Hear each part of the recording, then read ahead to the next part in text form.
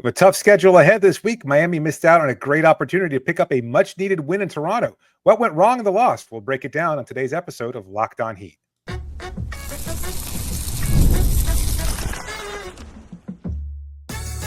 You are Locked On Heat, your daily Miami Heat podcast, part of the Locked On Podcast Network, your team every day. All right, welcome to Locked On Heat, your daily podcast on the Miami Heat. Whether you're tuning in on YouTube or your favorite podcast app, thanks for making Locked On Heat your first listen every day.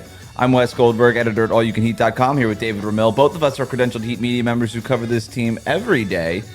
Got a great show for you today. We got questions about if Bam Adebayo is the new Draymond Green, and if the Heat could poach an impact player from the Chicago Bulls roster. But first, today's episode is brought to you by FanDuel. You could start the season with a big return on FanDuel. New customers can place a $5 bet, and you'll get started with $150 in bonus bets if you win your first $5 bet. Just visit FanDuel.com to get started. Also, a reminder that your favorite podcast now is a newsletter, introducing the Locked On Heat Daily Newsletter, one stop for ultimate team and league coverage delivered right to your inbox. Sign up for free now at LockedOnDaily.com. That's LockedOnDaily.com to start your day with the all-new free Locked On Heat newsletter. Recording this after the Heat's 119-116 loss to the Toronto Raptors.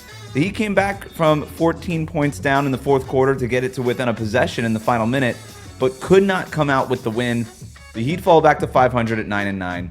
Tyler Herro had 31, but did not get any help. What stood out to you in this one, David? Toronto being able to score in the paint all night. It just seemed like they couldn't do anything to stop them, whether it was just attacking at the point of attack and beyond the perimeter, getting downhill and being able to press the rim with ease, giving up multiple possessions. You mentioned the fact that Miami was able to get it down to a possession, and the next play, RJ Barrett, who had a monster game with 37 points, backs down into Jimmy Butler, and Jimmy Butler just kind of lets it happen. Like, it was the strangest thing. This is not a knock necessarily on Jimmy, because I would say that almost everybody, with the exception of maybe Haywood Highsmith, played some solid defense. I mean, didn't play solid defense. And Jimmy was no better. And that was one crucial possession where he needed to, be a little bit more forceful, be a little bit more direct in trying to keep Barrett from a clear look in the paint. And he just kind of let RJ get an easy look, and he knocked it down, to his credit. So it was just play after play where they were able to screen or get past Miami's zone defense or find a way to exploit Miami's point of attack defense and just continue to attack the paint, whether it was Davion Mitchell or RJ Barrett or Scotty Barnes. It just seemed like everything at the rim or in the painted area was falling for Toronto. So I think that would be the most glaring concern for me, is what they were not able to do defensively. The Raptors had 68 points in the paint. They shot almost over 53% overall in this game. The Heat didn't really force many turnovers, just 16 total turnovers for Toronto, and they usually need a few more than that to really kind of juice their offense. And when you say, when you point the finger at the defense, I think you're absolutely right, and you see sort of the relationship between the two things, right? When they're not getting those stops and they're not creating those turnovers, their offense does tend to stall. And there was it felt like for the first half, they couldn't really get anything outside of Tyler Herro making threes going offensively. In that third quarter, Jimmy Butler came out much more aggressive and initiating stuff and really running and helping that offense. They win, or they kind of got out. They got back into the game in the third quarter. Toronto ends up pulling away again. They end up going up by as many as 14 points in the fourth quarter. And then I honestly don't even really know how Miami got back in this game. Like, you look at the box score, you look at everything, and it's like there's no reason why this should ever been a possession game. I'm not really sure how it happened. Toronto only scored 21 points in that fourth quarter. Miami had 29.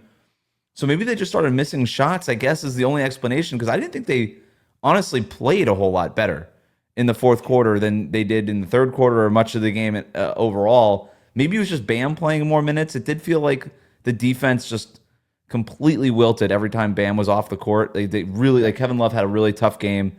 No Khalil Ware in this one. He was out with an injury, as was Josh Richardson and Nikola Vucevic, who have been out of the rotation anyway, even when they've been healthy. But it was just the defense.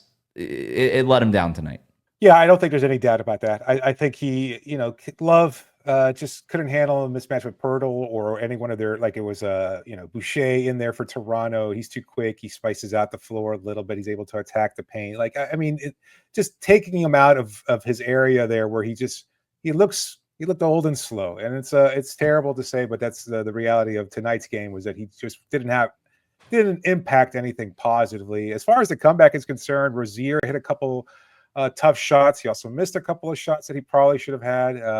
Tyler Herro missed a shot that he probably should have had where he was wide open again in that one possession range there, and that could have helped Miami maybe make a little last gasp run where they could have find a way to pull ahead, but unfortunately those shots did not fall. And I think their defense tightened up a little bit during that stretch in the fourth quarter when they were making their comeback, but it was just too inconsistent. It had been too porous all night, and it was too porous after that. And so, unfortunately, they just let Toronto continue to build a lead. And that score is a little deceiving because Bam Adebayo hits a 3-pointer as time is basically expiring, and so it kind of lead there, but the reality is it was a pretty easy win for Toronto, I think. RJ Barrett has 37 points in this one. Scotty Barnes with 23 points, 10 rebounds, 9 assists, almost a triple-double. They just seemed like the better team, and this is a bad loss. Like, I know you already you got the win on Friday, sure, but the Raptors kind of stink. They're 5-15 going into this game. They have a really hard time beating anyone. They're without Emmanuel quickly. They're missing guys up and down the roster. RJ Barrett's having a nice year for them overall. Scotty Barnes was an all-star last season, but this is not a team even threatening to make the play-in tournament in the Eastern Conference. This is one, you need to sweep this. You needed to sweep these two games. And you look at what's up on the Heat's schedule, man, it is not easy making this loss even a little bit more painful because you've got Boston on the second night of a back-to-back on Monday night. Now, Boston did play today against Cleveland. They lose in Cleveland, so they're going to be a little bit more motivated to come out and win that game Monday night in Miami, even if they weren't going to be in the first place. But Jaylen Brown is hurt for them. Derek White was hurt for them Sunday against Cleveland. It's TBD on their status. Right now, it's questionable for Monday night, but still a tough team nonetheless, even without those guys.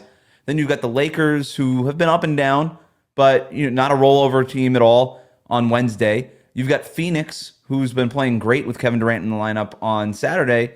And then you play those Cleveland Cavaliers on Sunday on the second night of a back-to-back, and Cleveland will also be on the second night of a back-to-back. So it won't be a rest advantage or disadvantage one way or the other. But Boston, Los Angeles, Phoenix, Cleveland, and then Oklahoma City, or I'm sorry, not Oklahoma, that's later in the month. Boston, Los Angeles, Phoenix, Cleveland, the next 4 games. That's a tough next 4 games. I said we were going to learn a lot. We're going to know exactly where this team was by Thanksgiving. We're definitely going to know what's up with this team by the end of the week. Yeah, I don't know that it's going to shed much more clarity. Like, they might get lucky. They might get a couple wins out of those 4 games. I don't know that it's really going to prove anything one way or the other. Like, it shows what's been pretty obvious about this team is that they're not great. They can play well on occasion, and they might be able to grit their way into a victory now and then against a better team, but it's far and few between. And this team just does not seem to find a way to achieve success during the regular season. It hasn't for a few seasons now. So I don't know that we're going to see anything that we haven't already seen from this team. Like, I mean, look, Toronto doesn't win on the road. So the Miami win on Friday against the same Raptors group was pretty much already written in pen as soon as Toronto hits the road. At home, they're a different group, not significantly better, but not a powerhouse by any stretch. And Miami should have found a way to win. And now to probably miss Jimmy Butler. I would guess that Miami will be without Jimmy on Monday after he collided to the floor, attempting a lay in the game, was rubbing his knee a little bit, kind of hobbled around after that. He looked like he was forcing himself out on the floor. Wasn't out for the final possession because of that knee soreness. I'm sure we'll get some vague health update at some point in the post game, but between today and tomorrow, he's not going to significantly get much better, certainly not at 35. So I would assume he probably does not play against Boston and just saves himself for Los Angeles on Wednesday. You could be right. Yeah, TBD on the Jimmy Butler update. I guess we'll find out more information. I would lean, kind of what you're thinking too with your guess. Probably not going to be playing on the second night of a back-to-back against Boston. But we will see what happens there. I do want to dig into Bam Adebayo's game a little bit more because this might have been the most interesting game of Bam's season. And when I say that, I don't mean the best game of Bam's season. That's not even close to what I'm saying. But was it even a good game? Was it a bad game? That's sort of where I'm at with Bam Adebayo. We'll talk about that next year on Locked On Heat. Today's episode is brought to you by BetterHelp. Look, it's the holidays. Everybody tries to find a way to add some comfort to their lives during this stretch, especially if you're missing some time off of work or school. And how do you stay cozy during the winter months? Maybe you don't get much of a winter here in Miami, but you're still trying to find something that makes you happy, something that brings you a little bit of peace. And you know what? Therapy is a great way of bringing some comfort to yourself that never really goes away, even when the season changes. And if you're thinking of starting therapy, then you should give BetterHelp a try. It's entirely online. It's designed to be convenient, flexible, and suited to your schedule. You just fill out a brief questionnaire, you get matched with a licensed therapist, and you can switch therapists anytime for no additional charge. Find comfort this December with BetterHelp. Visit betterhelp.com/LockedOnNBA today, and you get 10% off your first month. That's BetterHelp, HELP.com/LockedOnNBA. We'll be right back.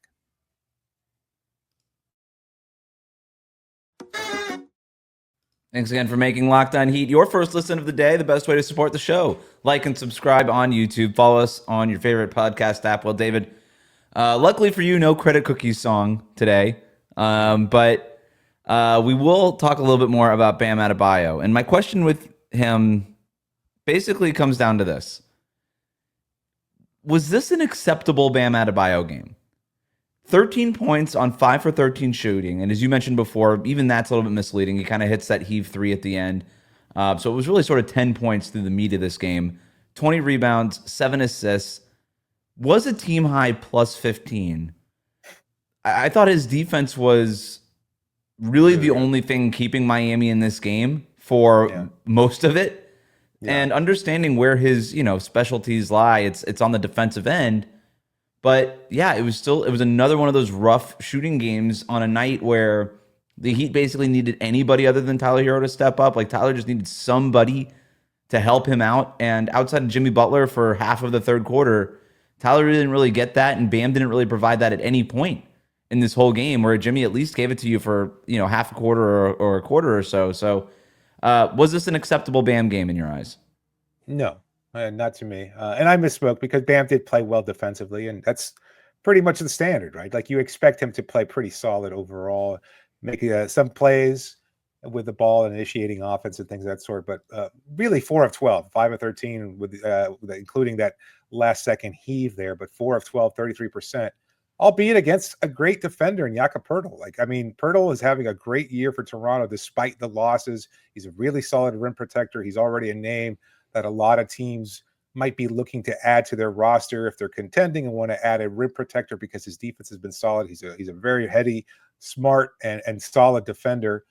And Bam really should have taken advantage of a lot more opportunities. And I think he had plenty of good looks. Like there was one time there where he went up with a dunk and he missed it badly. And, there were a number of plays like that where he should have been able to finish at the rim despite Poeltl's presence, and he just couldn't. And he was similar to what we've seen in the past. There was one shot I recall right now where he took an off-balance shot in the paint, that same mid-range floater that he would have knocked down easily last year, I think, and he just didn't know what to do with it, whether he wanted to shoot it off glass or shoot it through the net, and he just kind of mistimed the whole thing, and he was wide open. There was no need for that. Had he taken just a split second more, Poeltl was under the rim. It wasn't a threat to block the shot. He could have had that shot easily, but he just looks discombobulated in terms of where to shoot, when to shoot, how to shoot, and that's a concern. And again, Bam does a lot of great things to help this team win, but his offense is a huge negative at this point. It's probably not an acceptable Bam Adebayo game. When you have elevated him to the team captain status, you're paying him max money, you just need more. It's awesome what you do defensively. But, and this is the same standard I hold Jimmy Butler to. It's cool to do all the little things, but you're the star player. You got to also do the big things. And the biggest thing in the game of basketball is putting points on the scoreboard. And Bam did not do that at the level that the Heat needed him to do that, nor did he do it even efficiently. And so it's not an acceptable Bam game, given his status on the team. My argument is it should be an acceptable Bam game. It should be. Because I don't think that Bam on a championship contending type team, like a real true blue contender, regular season, 60 wins, like a real contender, should be the number one or even the number two option on offense. Because I think Bam does everything at his position at an elite level except score the basketball. He is an elite defender, no question about that. He's a very good rebounder. You look at his rebounding percentages, miss me with the total rebounding numbers. Like you look at Miami's defensive rebounding rate with Bam on the court throughout his career, top 5% in the league at that every single year. So he's elite as a defensive rebounder, as a team rebounder. He's an elite passer at his position, no question about that. Probably only Nikola Vucevic is a head over heels better passer at that spot. And so, elite leadership skills, elite locker room skills, elite like teammate, all this stuff. He's elite at all of it except for scoring the basketball. And I just think that if he were on a team that was just built better, constructed with a real number one option on offense and maybe even, a number two option, and I think Tyler Herro would be a great number two option at this stage in his career the way he's playing right now, Bam would not be asked to score 20 points a night, nor should he be, right? And they would just allow him to do all those things that he's elite at all the time. So, no, it's not acceptable based on the way this roster is constructed, but I wish it was acceptable. Like, I wish the Heat could win with Bam going out and having 20 rebounds, playing great defense and scoring 13 points, hitting a couple threes, and that was a great night for Bam, and that's all he needed to do. But the Heat need more from him for that, and for that reason, it's not acceptable. Yeah, that's kind of a straw man argument on your part there. I mean, because the context matters. Like, yeah, sure, if he was on a better team, maybe you could ask him to, but then he probably wouldn't be the captain of that team, nor would he be getting paid the kind of money that he's getting paid. So given that, like, he accepted this responsibility. Like, he's told me he believes he's going to be a Hall of Famer someday. This is not Hall of Fame level play. And again, there are a lot of good things he does. We're big fans of Bam Adebayo on this show. I know the fan base is kind of upset with him because he hasn't lived up to maybe some lofty expectations, but he's struggling this year, and that's on him. And I understand there's a play at work here in terms of his teammates and not making things easier for him as he tries to find his role and his footing in the offense, etc. But there's a discomfort that I haven't seen since when he was a rookie, when he was just kind of trying to figure out at 19 what to do at the NBA level. And now he's already a veteran. He's an all-star. He's played in the Olympics twice. Like, he's played against all-stars. He's viewed as one of the top 30-ish players in the league. And I think he's going to take a step back despite all the other things he does well, because, I mean, Rudy Gobert doesn't get that kind of consideration. Rudy Gobert, a fine defender, but you look at him and you go, oh, well, he's unplayable and he's not going to be able to score, nor do you depend on him to score much. I don't think you can do that with Bam Adebayo. The expectations are different. And these are expectations that he's put on himself, that he's shown the capacity to grow over time. And perhaps there's some ongoing issues with positionality and that he's out of place, etc. It's too late for that argument. Like, can we dig into that? I mean, sure. Is it too late for that argument? Because the trade deadline's in February, and you could still make a move. Like, you could still do something, and I can't help. And look, you're absolutely right in terms of what the expectations are, and we live in that reality. And I know and I understand that the nuance of my argument is going to get lost in the conversation about all of this. But we agree that this was not an acceptable Bam Adebayo game. I just wish that the roster was built in a way that it could be acceptable. Sure. Take the max contract and all the current expectations we have out of it. That would be like the best thing out of Bam. And I've said all along, like, I do think that the best thing for this offense is not necessarily the best thing for Bam in this offense. Like, those two things don't really mesh all the time because it does take away his sweet spots, and he's having a hard time finding a new sweet spot sort of as they're rebuilding the offense in the middle of the air. And Bam's just like, okay, I need to be the captain and play great defense and also just rebuild my offense from scratch here, essentially. But that, and it is definitely on him too, because you're right, he looks uncomfortable. He should just be able to get to the rim and stuff like that. I can't help but watch these games and be like, wouldn't it be nice if Bam had a size advantage in his matchup, like one time? Like, it would be nice if it wasn't like a 7-footer in front of him every single game. And again, the nuance will be lost in that. They say, yes, he's getting paid like a max player. He should still get by Jakob Poeltl. And that's true. He should be able to dribble by Jakob Poeltl, bring him out in the perimeter, and get by him. And when Miami plays an early transition and they're spacing the floor, he can get to that stuff. But I still think a front office's job is to make things easier on your star players, and your star players' job is to make things easier on your role players. And the front office has not exactly done their part of that job for Bam. Not just yet.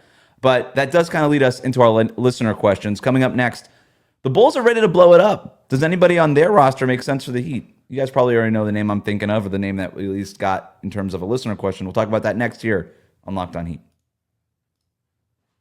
Today's episode is brought to you by FanDuel. Get ready to tackle the NFL action with FanDuel, America's #1 sportsbook, because right now new customers can bet just $5 and get $150 in bonus bets if you win. The FanDuel Sportsbook app gives you everything you need to place live bets on the NFL all in one place. Sometimes you're watching a game like you were tonight on Sunday, and you get a hunch in the middle of it. You want to check out the latest stats, or maybe you want to view live play-by-play. Well, you can do that and so much more, all on the same page where you place your bets, but only if you visit FanDuel.com and join today. You'll get started with $150 in bonus bets if you win your first $5 bet, but only at FanDuel.com. Never waste a hunch and make every moment more with FanDuel, an official sportsbook partner of the NFL. We'll be right back.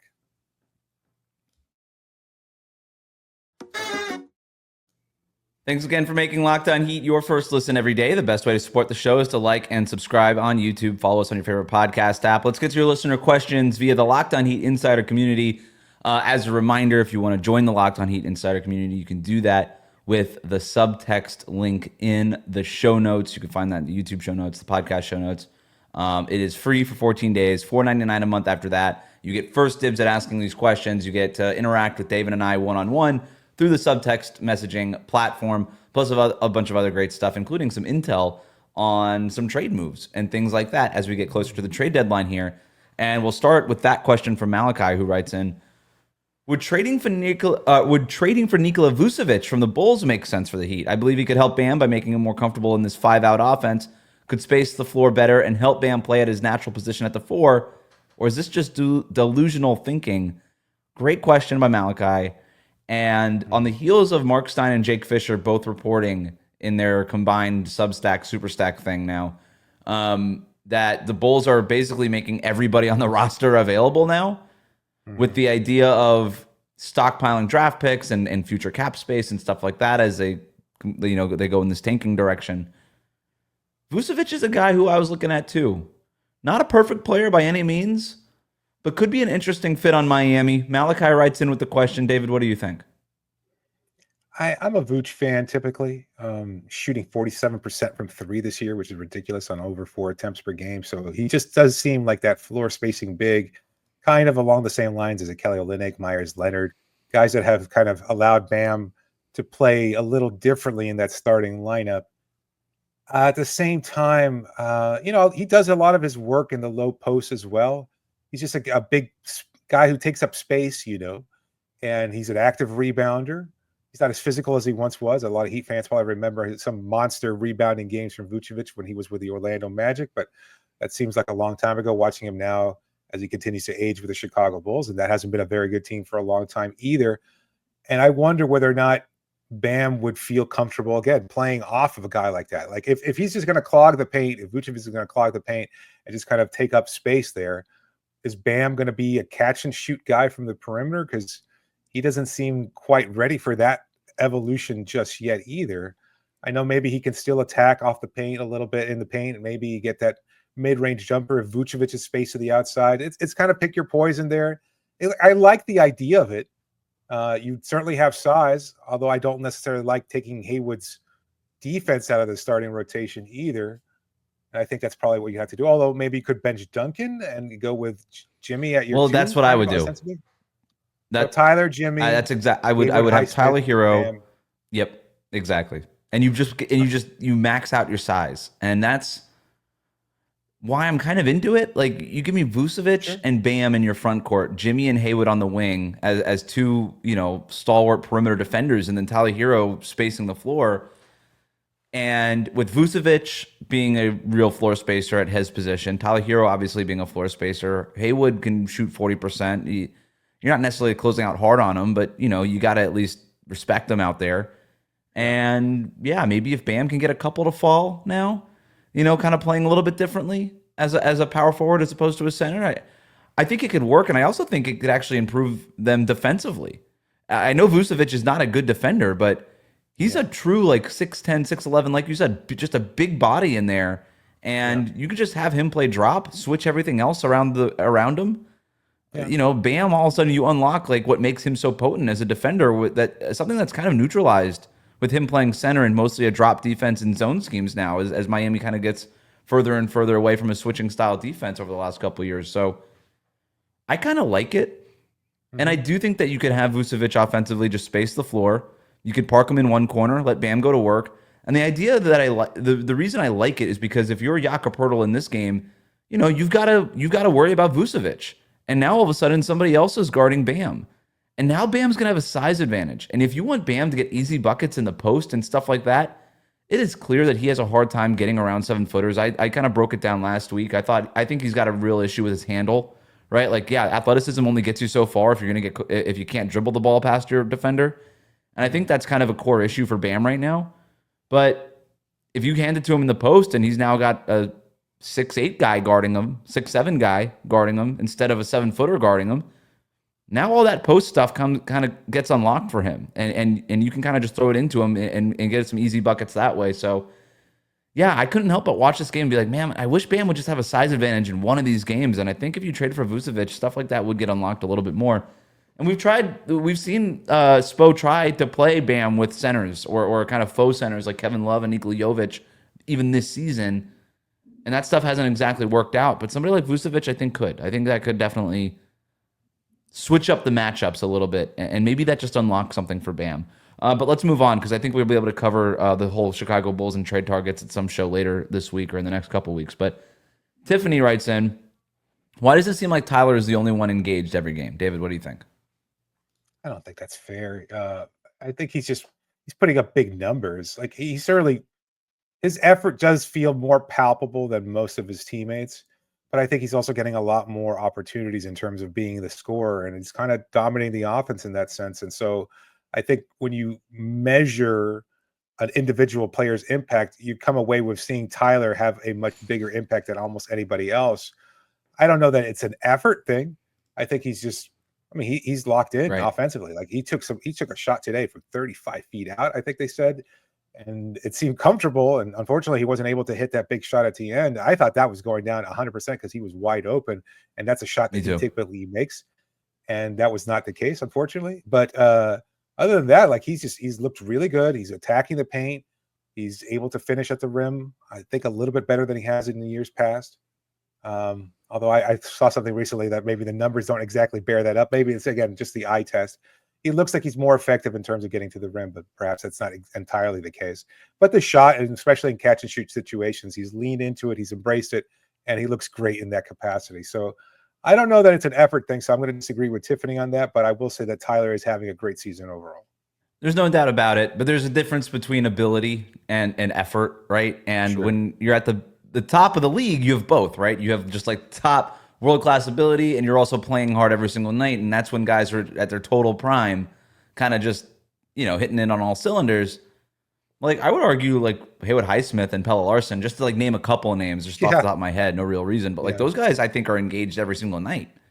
It doesn't mean they're playing well every single night, right? Like, they don't have the talent necessarily or the experience or whatever it might be to, put up 15 points or 20 points or whatever it is every single game. But I think they're trying. They're doing their best. So in terms of the stars, yes, Tyler is engaged every night. He's totally out there. He's on a heater to start the year offensively. I don't think Bam is not playing well for a lack of effort, for what it's worth. I think there's just real questions about sort of his ability and his fit in this new offense and stuff like that. With Jimmy, I know I criticize his effort all the time.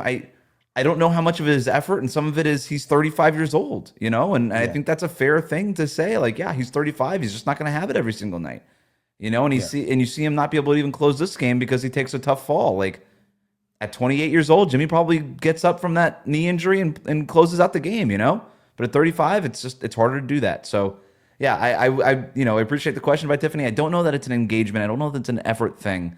But I will agree with this. Tyler is the one who, for whatever reason, X, Y, or Z, is the one playing well almost every night. Like, I'm not going to say it's like across the board every night, but in a game like this, it was like, boy, you really could have wished that somebody could have stepped up and give Tyler Herro some help, because he was really the only one playing at a high level for the Heat in this one. Malachi also writes in, is Bam the new Draymond Green? We don't have to spend a lot of time on this one, David, because we touched on Bam in the second segment so much, but that's sort of what I was getting at in terms of like, Draymond was never asked to be a 20-point per game scorer because he was playing with Steph and Kevin Durant and Klay Thompson and all that stuff. And I think Bam has a much higher ceiling than Draymond Green ever had offensively.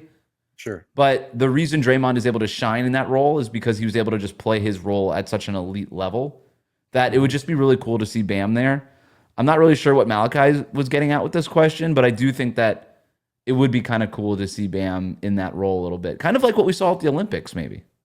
Yeah, but again, you're playing with really extreme levels of superstar talent in that scenario. So not exactly something Miami could replicate on this roster. It's just, I think it's to Malachi's question or the reasoning behind it. And my guess would be Draymond typically viewed as a one-sided player, like defense, and playmaking on offense, his leadership overall ability to call things out in the flow of the game. Like those are all great skills that he does possess at an elite level.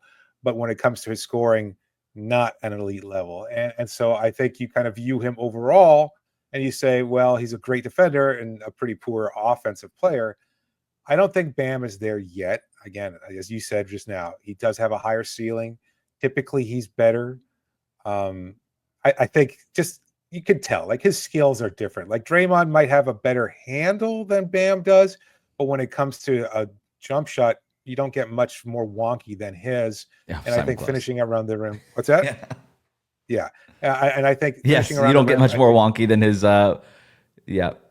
And I think Draymond, I mean, is a fine player, but I think Bam is a better offensive player. So he would have to take several steps back and continue to regress even further in order to be in that Draymond level. So I don't think he's quite there yet. Last one from Malachi. Why is it when we get a huge basket on the offensive side of the court, we can't get a basket and set our defense, or we can't get back rather, and set our defense?